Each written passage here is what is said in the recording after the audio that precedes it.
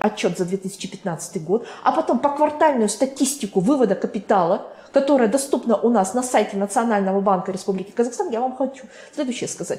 По состоянию на 1 декабря 2018 года, с 1 января 2016 года, когда вот это счастье 8 триллионов образовалось, да, госденег, да, которые могли бы сразу быть направлены, да, на программы прорывные для развития экономики, социальных сфер, для развития человеческого капитала, для обеспечения стопроцентного бесплатного образования высшего и технического. Вместо этого за этот период из страны было выведено 15 триллионов 300 миллиардов тенге. Вы понимаете? То есть в данном случае, да, у нас правительство работает. Работает, не покладая рук, с утра до вечера, но исключительно только над выводом капиталов, над выводом денег, которые заплатили наши налогоплательщики. Ну тогда можно сказать, что будет еще один вызов, то есть нехватка денег в экономике. Да, потому что если вы внимательно смотрели опубликованный госбюджет на последующие 19, 20 и 21 год, вы видите, что никакого счастья из нацфонда, да, в виде трансфертов особого не предвидится.